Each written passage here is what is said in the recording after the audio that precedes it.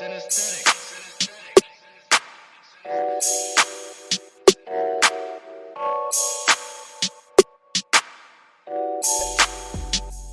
news, breaking news, everyday news on Prince Miller Entertainment TV. Subscribe to the channel. Follow us on all our social media platforms. We're on Instagram, Prince Miller Entertainment, Facebook, Prince Miller Entertainment, Facebook group, Prince Miller Entertainment TV. We're also available on Twitter at PMillerENT. Welcome to another edition of our daily news, breaking news, everyday news. Today is the 27th of January 2022.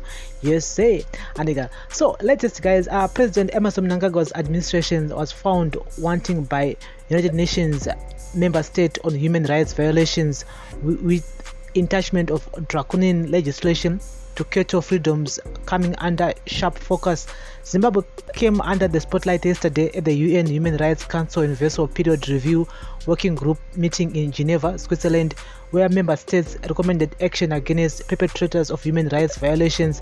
The US Permanent Mission Charge d'Affaires to the UN, Benjamin Molen, said Zimbabwe should establish an independent complaints mechanism to investigate and hold accountable members of the security forces who allegedly engaged in human rights violations and abuse.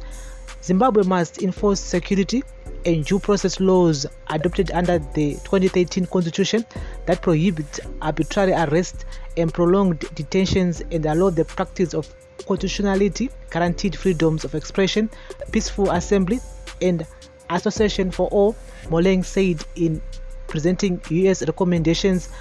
There was also calls for respect of the separation of powers to ensure independence of the judiciary and impartial decision making. Zimbabwe was also accused of using the COVID-19 lockdown restrictions to undermine the freedoms of its people. Australia said Zimbabwe should ensure free and fair presidential and parliamentary elections, allow the free operation of civil society actors, and repeal all laws that discriminate against the lesbian, gay, bisexual, transgender, and intersex community. Zimbabwe goes for by-elections in March 26, while general elections will be held in 2023. India and Luxembourg recommended that the Southern African country strengthens the Zimbabwe Human Rights Commission and ensure its independence.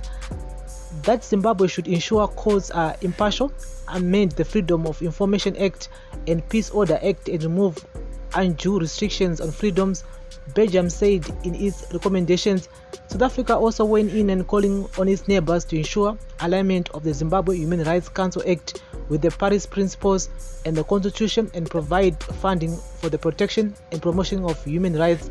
But Justice Minister Ziyambi, who represents Zimbabwe alongside Permanent Secretary Virginia Mabiza, defended the country's human rights record. Norway also made recommendations on the Private Voluntary Organization Act, freedom of expression and assembly, death penalty, among others, while other member states called for the protection of civil space and enjoyment of the freedom of peaceful assembly. Complaints were raised by civil society in Zimbabwe on the shrinking space for human rights defenders and the media. Sweden recommended that should Zimbabwe take swift action to end impunity against human rights violations and enable free, fair, and transparent elections, and take steps to ensure an independent judiciary. Canada also called for Zimbabweans to compensate victims of the August 1, 2018 post-election violence when the military shot and killed 6 civilians. According to a report on Zimbabwe by UN Human Rights Council Office, the UN country team noted that the process of aligning legislation with the constitution and with international human rights obligations was slow. The Special Rapporteur on freedom of peaceful assembly and of association stated that irrespective of the imposed unilateral restrictive measures, Zimbabwe had a duty to fulfill its human rights obligations, the UN country team said. In addition, the Special Rapporteur received reports of arbitrary arrest and had allegations of political motivated sexual violence.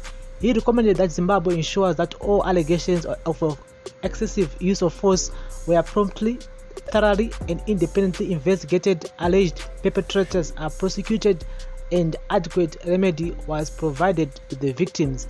And so guys, that's the latest here regarding to human rights. And with my sections we need to do that, and we need to follow those recommendations and